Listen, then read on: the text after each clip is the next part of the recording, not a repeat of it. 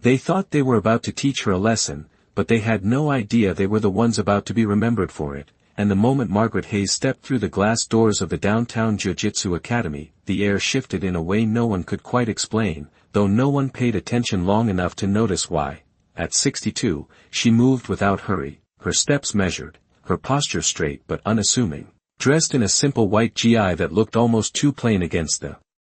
polished hardwood floors and the rows of students stretching under bright overhead lights, and for a second, just a second, she paused at the edge of the mat, taking in the room like someone who had seen many rooms before, far more intimidating than this one, though to everyone else she looked like she had wandered in by mistake. "Can I help you?" The voice came sharp, cutting across the space, and all heads turned toward Brad Coleman. The head instructor, a man who carried authority like it,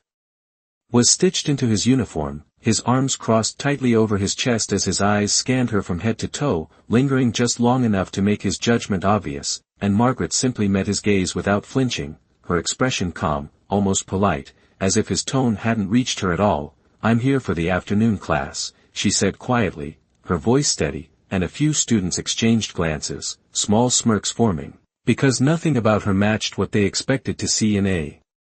place like this, not her age, not her stillness, not the way she seemed completely unaffected by the tension building around her. Brad let out a short breath that wasn't quite a laugh but carried the same edge, stepping closer, his presence deliberate, as if proximity alone would make his point clearer. "This isn't a beginner fitness session," he said, his words slow, deliberate, each one landing just a little heavier than necessary. "People here train seriously," and somewhere behind him, someone chuckled under their breath, the sound spreading quietly across the room like a ripple, and Margaret nodded once, acknowledging the words but not the meaning behind them, as if she understood something deeper that no one else did. The fluorescent lights hummed softly above, casting clean reflections across the mat, and in that moment, the contrast couldn't have been sharper. Rows of strong, confident students, muscles tense, energy high, all eyes drawn toward a single figure who stood completely at ease, hands resting lightly at her sides, breathing slow and even, her presence almost invisible if not for the attention being forced upon her. "You sure you're in the right place?" another voice added, younger this time, a black belt standing near the front with a grin that didn't bother to hide its skepticism, and Margaret turned her head slightly, offering a small, almost apologetic smile. "I believe I am," she replied, and something about the way she said it, not defensive, not proud, just certain, caused a brief pause, a flicker of something unspoken that passed through the room before being quickly buried under another wave of quiet amusement. Brad shook his head, stepping back as if the situation had already resolved itself in his mind. "All right," he said, clapping his hands once, the sound echoing across the space. "Let's get back to training." But his eyes lingered on her a second longer than necessary, calculating, measuring, deciding, because to him, this wasn't just a misunderstanding, it was an opportunity, a moment to reinforce control, to remind everyone exactly who belonged and who didn't, and Margaret, still standing at the edge of the mat, simply adjusted the sleeve of her GI with a small, precise motion, her fingers steady, her expression unchanged, as if she had all the time in the world, and maybe she did. The class resumed, movements sharp and practiced, bodies shifting across the mat in coordinated drills, but the energy had changed, a subtle undercurrent of attention always drifting back toward her, the quiet woman who hadn't left, who hadn't argued, who hadn't even tried to prove anything, and yet somehow hadn't backed down either. And as Brad barked instructions and students moved with disciplined rhythm, one thing became increasingly clear, though no one dared to say it out loud: there was something about Margaret Hayes that didn't fit the story they had already written for her, something they couldn't quite place, something that, if they had been paying closer attention, might have warned them that this moment, this ordinary afternoon, was already beginning to slip beyond their control, and that very soon, far sooner than any of them expected, the room would fall completely, undeniably silent. Brad's voice carried across the mat with sharp precision, calling out instructions as students paired off and moved through controlled drills, grips and footwork repeating in disciplined rhythm. But the earlier moment had not dissolved the way he expected. It lingered, subtle yet persistent, like a quiet question no one wanted to ask out loud, and every few seconds, someone's eyes drifted back toward Margaret Hayes, still standing at the edge of the training area, observing without interruption, her gaze following each Movement with an attentiveness that did not belong to a beginner. "Partner up," Brad called again, louder this time, clapping once to reinforce control, and the class responded immediately, pairs forming across the mat, bodies lowering into stance, hands reaching, adjusting, resetting, while Margaret remained alone, unclaimed, unnoticed in the official structure but impossible to ignore in reality. One of the younger students, the same black belt who had spoken earlier, nudged his partner and tilted his head slightly toward her, a smirk forming as if the situation itself was entertainment, and without waiting for permission, he stepped away from his partner and approached her, his tone casual but edged with challenge. "You going to just watch all day, or do you actually want to try something?" The words hung in the air long enough for nearby students to slow their movements, curiosity replacing focus. And Margaret turned toward him fully now, her expression unchanged, neither defensive nor eager, simply present. "I am here to learn," she said, her voice soft but clear, and the young man let out a short laugh, glancing back toward Brad as if seeking silent approval, which he received in the form of a brief nod, barely noticeable but enough. "All right," he said, stepping back and gesturing toward the open space, "let us see what you can do," and a few students shifted closer, their movements slowing, conversations fading into quiet anticipation, not out of respect, but out of expectation that something awkward was about to unfold. Margaret stepped forward onto the mat, her bare feet making almost no sound against the surface, her posture steady, shoulders relaxed, as if she had crossed this kind of threshold many times before, and for a brief second, the room seemed to narrow, the noise dimming just slightly, though no one could explain why. Brad moved closer now, positioning himself just within view. Arms crossed once again, his expression composed but attentive, because what had begun as a minor distraction was now becoming a demonstration, and he intended to control its outcome. "Keep it simple," he said, his tone carrying authority, "just basic positioning," though the underlying message was clear. This would be brief, controlled, and predictable. The young black belt nodded, stepping into position across from Margaret, his stance confident, weight balanced, eyes focused but not concerned, because to him, this was already decided, a formality more than a challenge, and he gave a small, almost dismissive gesture with his hand, signaling readiness. Margaret mirrored the stance with minimal adjustment, her movements economical, no wasted motion, no unnecessary tension, her breathing slow and even, and for a fraction of a moment, something shifted again, something subtle in the way she held her ground, not rigid, not hesitant, just centered, as if the space itself had settled around her. "Whenever you are ready," the young man said, his voice light, but the room had grown quieter now, conversations fading entirely, replaced by a collective stillness that no one acknowledged but everyone felt, and Brad's eyes narrowed slightly, not in concern, but in focus, watching closely, measuring, waiting for the expected imbalance, the inevitable sign that she did not belong here. Margaret gave a small nod, nothing more, and in that instant, before anything even happened, before a single movement was completed, there was a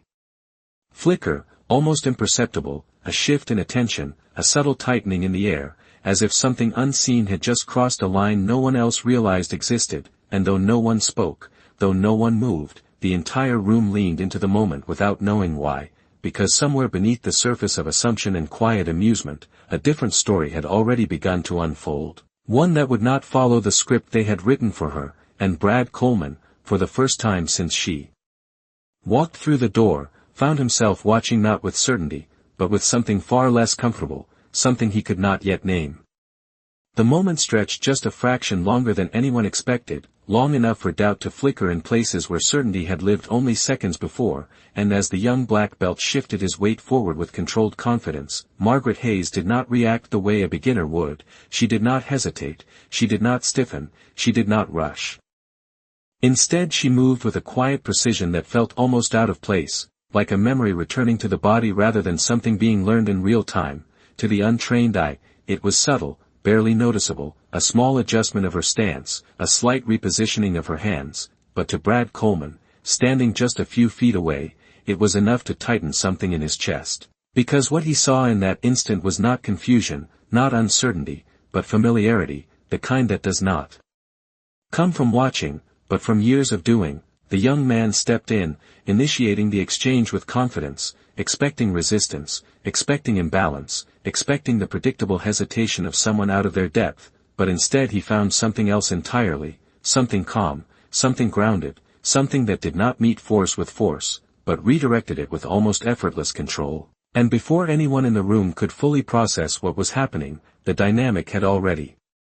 shifted, not dramatically, not violently, but undeniably. Margaret's movement was smooth, economical, every action connected to the next with quiet intention, and the young man's expression changed, just slightly, just enough for those closest to see it, the moment where confidence gave way to confusion, because what he expected to happen simply did not happen, and what did happen did not fit into the framework he understood. The room began to slow, conversations that had already faded now disappeared entirely, replaced by a stillness that grew heavier with each passing second, and Brad's eyes narrowed further, his focus sharpening, because now he was no longer observing a demonstration, he was witnessing something he could not immediately explain, and that made it dangerous. The young man attempted to adjust, to regain control, to reset the situation into something familiar, but Margaret remained composed, her movements measured, her breathing steady, as if she was not reacting at all, but simply allowing the moment to unfold exactly as it needed to, and there was no urgency in her actions, no display, no need to impress, only a quiet certainty that contrasted so sharply with the tension building around her. Then it happened, not as a sudden explosion, but as a clean, precise conclusion, a sequence so efficient that it almost felt invisible. One moment they were engaged, balanced. The next the young man was no longer in control of the exchange, his posture compromised, his confidence replaced with the unmistakable realization that something had shifted beyond his ability to correct, and within seconds, his hand tapped against the mat, a clear signal that needed no explanation. Silence followed, immediate and absolute, as if the entire room had been waiting for confirmation of something it could not yet name, and when it came, it left no room for doubt. Margaret released the position without hesitation, stepping back with the same calm composure she had carried from the moment she entered, her expression unchanged, her breathing steady, as if nothing extraordinary had occurred, but around her, everything had changed. The young man remained where he was for a moment longer, processing, his earlier confidence now replaced with something quieter, something more uncertain, and slowly, almost reluctantly, he looked up at her, searching for an explanation that she did not offer. Brad Coleman did not speak, not immediately, and that alone was enough to send a ripple through the room, because Brad always spoke, always controlled the narrative, always defined what had just happened, but now, for the first time, he was silent, his mind working quickly behind a composed exterior, recalculating, reassessing, because the story he had constructed in his head no longer fit the reality in front of him. Margaret adjusted the sleeve of her gi once more. The same small, deliberate motion, and for a brief moment, her eyes met Brad's. Steady and unshaken, and in that exchange, something passed between them, something unspoken but unmistakable, the recognition that whatever this was, it was not finished, and whatever came next would not be something he could control as easily as he once believed. And as the room remained suspended in that heavy, fragile silence, one truth settled in quietly, deeply, beyond denial. They had all just witnessed something they did not understand, and the person they had dismissed only moments ago was no longer someone they could afford to underestimate. No one moved, not at first, because what had just happened did not match the story they had all silently agreed on, and in that suspended moment, every pair of eyes shifted, not toward the young black belt still catching his breath, but toward Margaret Hayes, who stood exactly where she had stepped back, calm, composed, as if the outcome had never been in question. Brad Coleman finally took a step forward.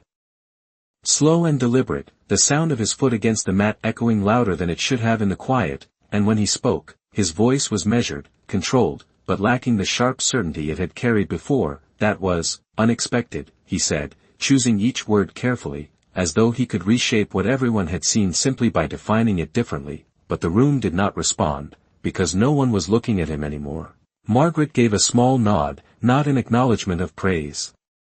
but in simple recognition of the moment, and she turned slightly, as if ready to step away, as if this had been nothing more than a brief exchange, but Brad's voice stopped her before she could move further. Hold on, he said, more firmly this time, reclaiming a fragment of authority. That was just one round, and there it was, the shift, subtle but unmistakable, from dismissal to challenge. Because now it was no longer about whether she belonged, it was about whether what they had just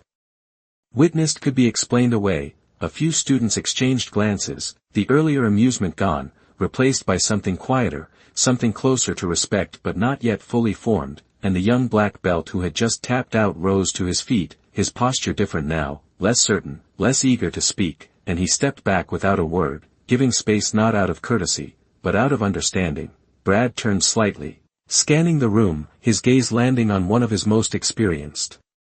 students, a man who had trained under him for years, someone whose presence carried weight, someone who represented the standard of the academy, and with a small gesture, Brad signaled him forward. "You," he said, his tone steady, "step in," and the man hesitated for just a fraction of a second before nodding, stepping onto the mat with a seriousness that had not been present before. Because now this was no longer a casual demonstration, it was a test. Margaret remained still as he approached.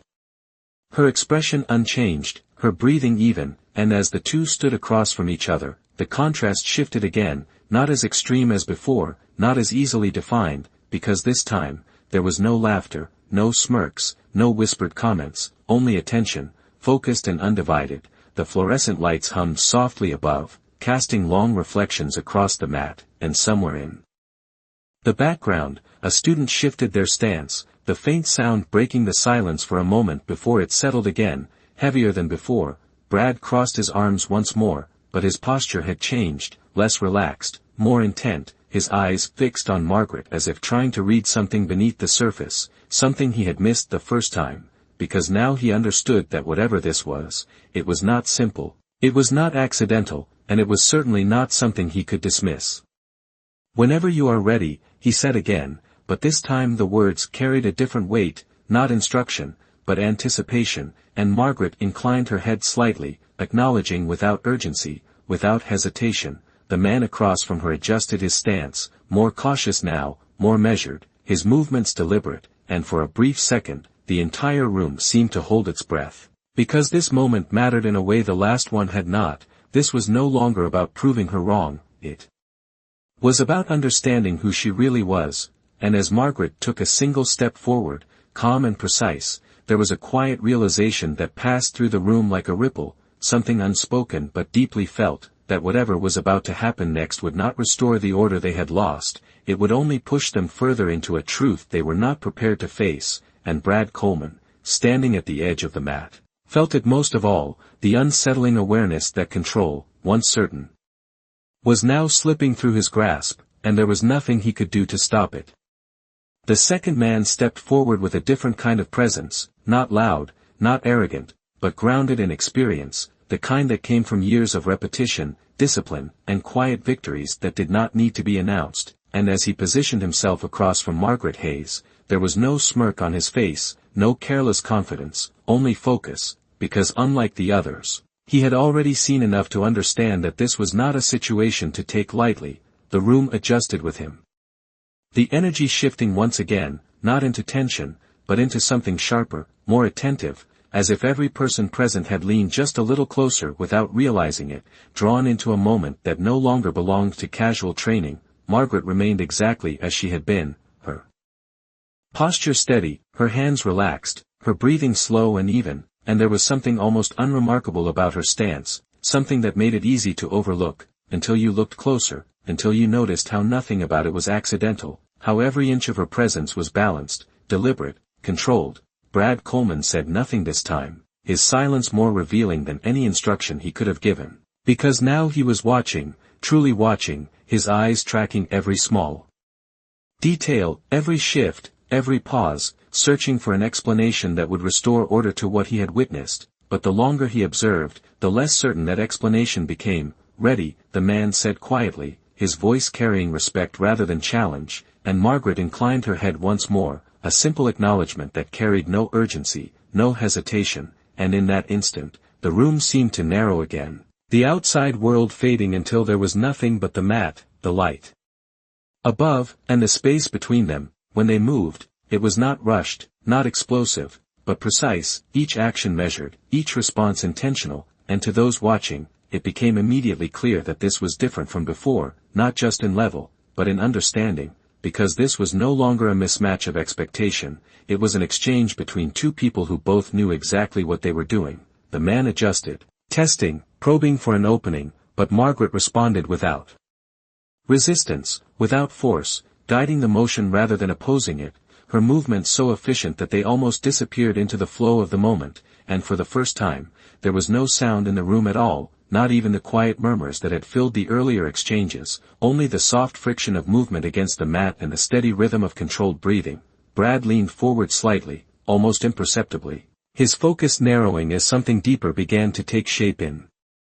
his mind, because what he was seeing now could not be dismissed as luck, could not be explained away as a single fortunate moment. It was consistent, it was intentional, and most importantly, it was familiar in a way that unsettled him. Then, just as before, the shift came, subtle but decisive, a single moment where balance changed, where control transferred, where the outcome became inevitable, and though it happened quickly, there was nothing chaotic about it, no struggle, no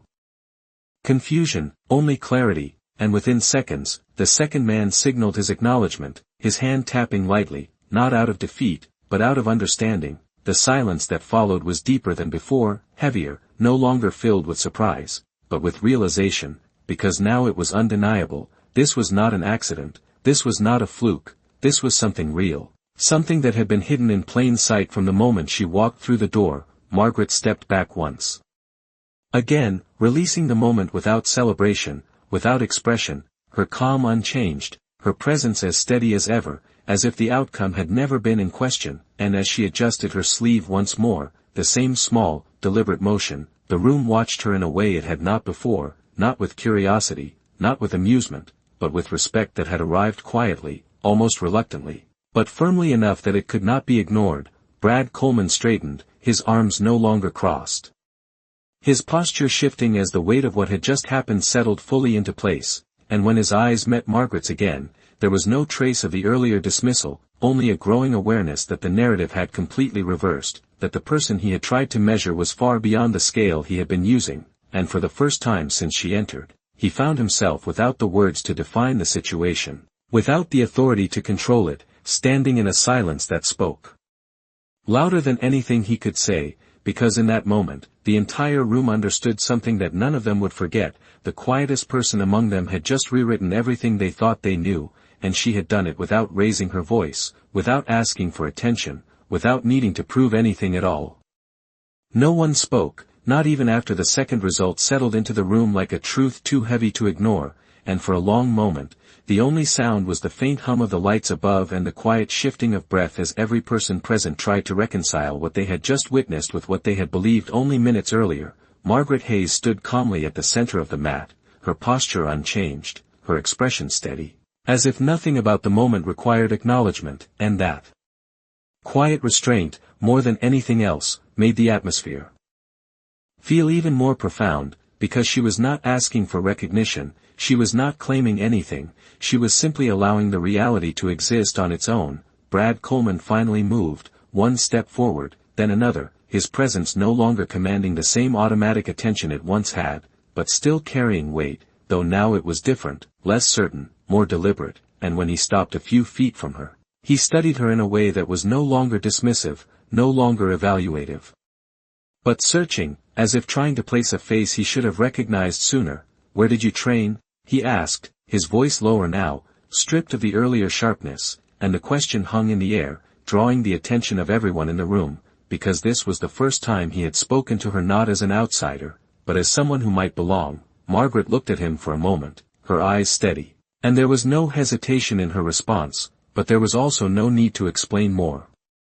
than necessary. "A long time ago," she said softly, and something about the simplicity of that answer made it land even harder, because it suggested depth without revealing it, experience without displaying it, and it left Brad with more questions than he had started with. He exhaled slowly, nodding once as if acknowledging something unspoken, but the tension in his posture remained, because part of him still resisted the full shift, still searched for a way to regain control of the narrative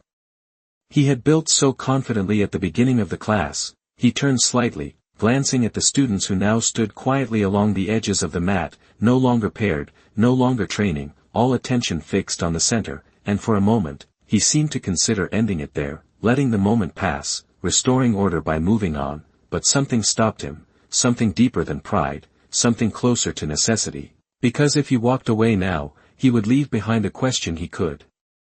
not answer, and that was something he could not accept. "One more," he said finally, his voice firm again, though not as sharp as before, and the words carried across the room with a different kind of weight, not authority, but decision, and this time, he did not gesture to another student, he did not look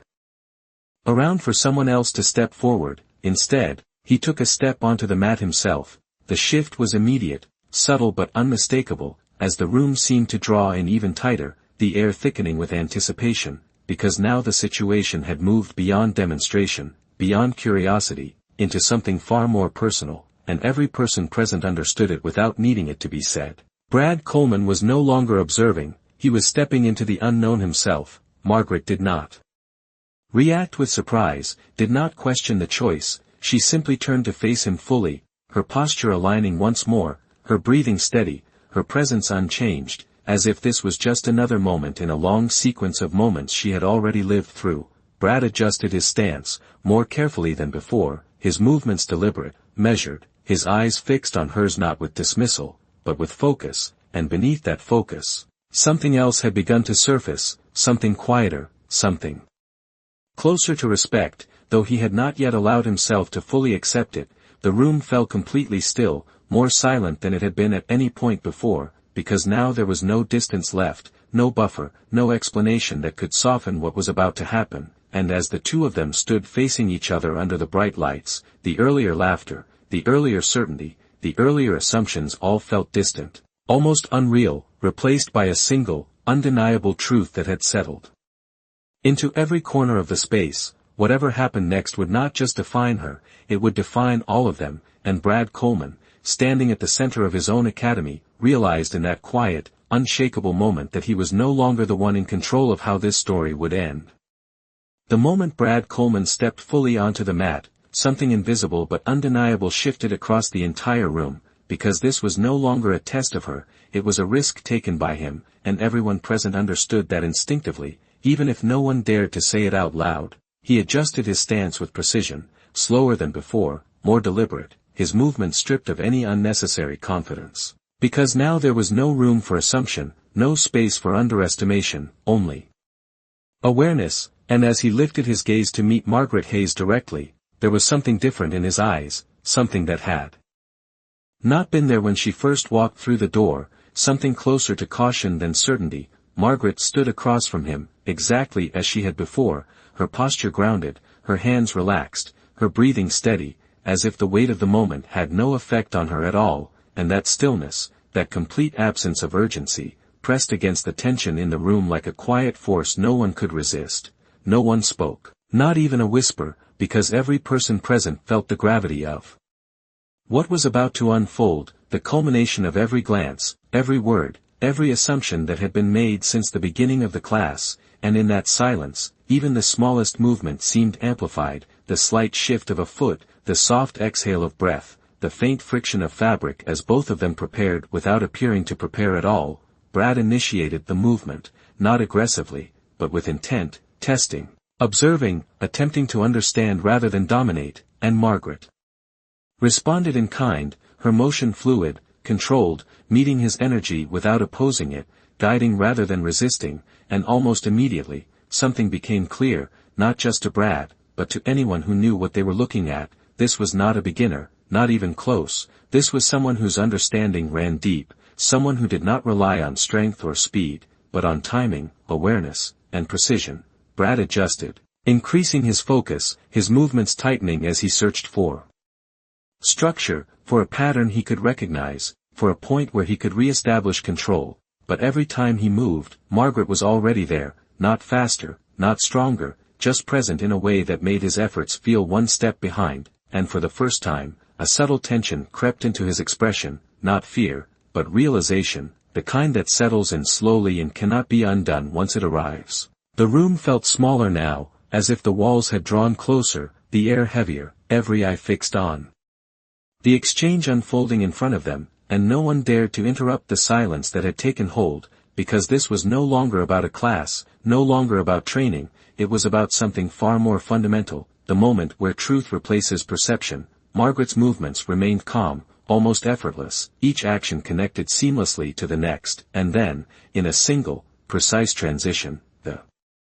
balance shifted, not dramatically, not violently, but undeniably, and Brad felt it immediately, the moment where control was no longer his to command, the moment where the outcome had already begun to take shape beyond his influence, and though he adjusted, though he responded with everything he knew, it was not enough to change the direction of what had already been set in motion. Within seconds, the exchange resolved itself with quiet clarity, Brad signaling his acknowledgement in the same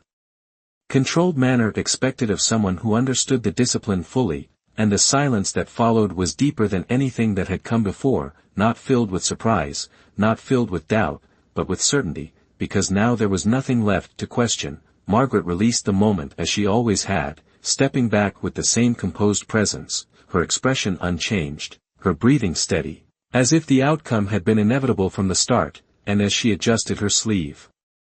Once more, the same small, deliberate gesture, the entire room watched her not with curiosity, not with hesitation, but with a level of respect that had arrived completely, without resistance, without doubt. Brad Coleman remained still for a moment longer, his posture no longer rigid, his authority no longer asserted, but transformed, because in that moment, he understood something that could not be undone, something that would remain long after the class ended, long after the room emptied, the realization that the person he had dismissed, the person he had underestimated, had just shown him a level of mastery he could not ignore, and as he slowly straightened, meeting her gaze once more, there were no words, none that could restore what had been lost, none that could fully acknowledge what had been revealed, only a quiet understanding that settled between them, clear and undeniable. That respect is not given by position, not claimed by voice, but earned in moments like this, when the truth leaves no space for anything else, and in that silence, the lesson was complete. The silence did not break right away, it lingered, stretching across the room like something fragile that no one wanted to disturb, because once it was gone, the weight of what had just happened would have to be acknowledged out loud, and no one seemed ready for that yet. Margaret Hayes stood where she had stepped back, her posture unchanged, her presence steady, as if she had simply completed another ordinary moment in a life filled with them, and that quiet composure only made everything else feel louder, the unspoken thoughts, the shifting perceptions, the sudden awareness that every assumption made about her had been wrong. Brad Coleman lowered his hands slowly, no longer holding on to the rigid posture that had once defined him, and for a brief moment, he looked not like the authority of the room, but like someone reconsidering everything he thought he understood, his gaze moving from Margaret to the students, then back again, as if searching for a way to restore balance to something that had already moved beyond his control. One of the students near the edge of the mat finally exhaled audibly, the sound small but enough to ripple through the space, breaking the stillness just enough for reality to begin settling in, and with it came the shift, subtle but irreversible. The way people stood, the way they looked at her now, no longer with curiosity or doubt, but with something quieter, something earned. Margaret glanced briefly toward the exit, not in avoidance, but with a calm readiness, as if her time there had already served its purpose, and she took a small step back, her movements unhurried, deliberate, but before she could move any further, Brad's voice stopped her once more, softer this time, stripped of any trace of command. "Wait," he said. And the single word carried more weight than any of his earlier remarks. She paused, turning slightly, her expression unchanged, and for a moment, Brad did not speak again, as if he was choosing his words with more care than he ever had before, because now, what he said mattered in a different way, not as instruction, not as authority, but as acknowledgement. "I misjudged you," he said finally, the words simple, direct, and honest in a way that caught the room off guard, because it was not something they had ever heard from him before, not like this, not without qualification, not without defense. The admission settled into the space, quiet but undeniable, and Margaret met his gaze without reaction, not dismissing it, not accepting it with pride, simply allowing it to exist as it was, and that response, or lack of response, carried its own kind of power. Brad continued, his voice steady but lower now, "You are not a beginner," and though the statement seemed obvious, It was not meant as discovery, but as recognition, the first step in correcting something that had been wrong from the start. Margaret gave a slight nod, her eyes steady, and for the first time, there was a faint shift in her expression, not satisfaction, not triumph, but something softer, something that suggested this moment had never been about proving anyone wrong, only about revealing what was already true. Around them, the students remained quiet, watching, absorbing, because they understood now that they were witnessing something more important than technique, something that would stay with them long after the class ended, a lesson not taught through instruction, but through experience. Brad stepped back, creating space, not as a command, but as a gesture of respect, and the room responded in kind, the distance around Margaret widening slightly, not out of exclusion, but out of recognition, because she no longer needed to prove anything, not to them, not to anyone. Margaret adjusted her sleeve one final time, the same small, deliberate motion that had marked each transition, and as she turned toward the exit again, there was no rush in her step, no need to linger, because the moment had already completed itself, fully and quietly, and as she walked toward the door, the room remained still, watching, not out of curiosity, but out of understanding, because in that simple, unspoken departure, something deeper had been left behind, something that could not be erased, something that would change the way they saw the next person who walked through those doors. And as the light from outside briefly framed her silhouette before the door closed behind her, one truth settled into every corner of the room, clear and lasting: respect does not announce itself, it reveals itself, and once it does, it cannot be ignored. The door closed softly behind Margaret Hayes, and for a long moment, no one moved, as if the room itself needed time to adjust to her absence, because what she had left behind was not just a memory, it was a shift, something quiet but permanent that settled into the space and refused to fade. Brad Coleman remained standing at the center of the mat, his gaze fixed on the door long after it had shut, his posture no longer commanding, no longer rigid, but reflective, as though he was replaying every second from the moment she had walked in, every word he had spoken, every assumption he had made, and for the first time in a long time, none of it felt justified. Around him, the students stood in silence, not out of obligation, but out of recognition, because they too felt it, the unmistakable weight of a lesson that had not been planned, not been announced, but had unfolded with a clarity no structured training could replicate. One of the younger students shifted slightly, glancing toward the spot where Margaret had stood, and then toward Brad, as if waiting for something, an explanation, a command, a return to normal, but nothing came, because normal no longer existed in the same way it had before. Brad finally exhaled, slow and measured, the sound breaking the stillness just enough to remind everyone that time was still moving, that the class was still there, that life had not paused, even if something inside it had changed. He turned, his eyes scanning the room, meeting the gaze of each student not with authority, but with something quieter, something more honest, and when he spoke, his voice carried none of the sharpness from earlier, only a steady clarity that held the attention of everyone present. What you saw today, he began, pausing briefly as if choosing his words carefully, was not about strength, and it was not about age, and the room listened, not because they were told to, but because they needed to hear it, because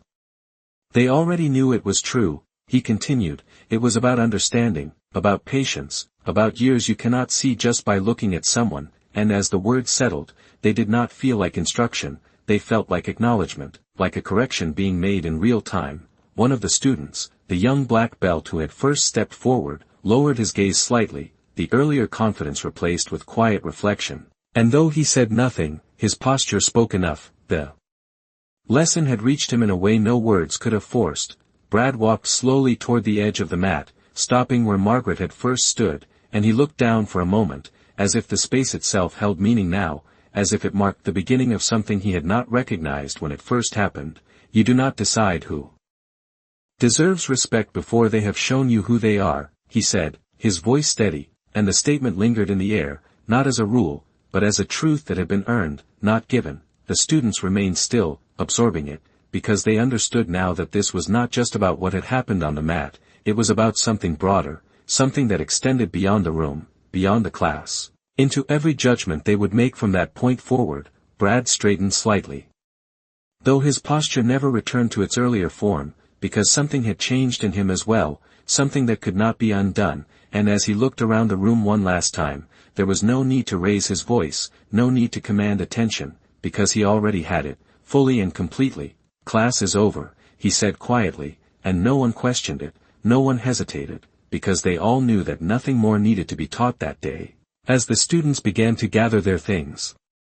their movements slower, more thoughtful than before, the room gradually returned to sound, but it was different now, softer, more aware, as if each person carried a piece of the moment with them, something they would not easily forget. And outside, beyond the walls of the academy, Margaret Hayes walked down the sidewalk with the same calm, steady pace she had carried all along, blending into the ordinary rhythm of the world without drawing attention, without needing recognition, because she had never come for that. She had only come to remind a room full of people of something they should have already known. And as the afternoon light stretched across the street and her figure disappeared into it, the lesson she left behind remained, quiet, unshakable, and impossible to ignore, that true strength does not need to prove itself loudly, it simply reveals itself when the moment demands it, and those who witness it are never quite the same again.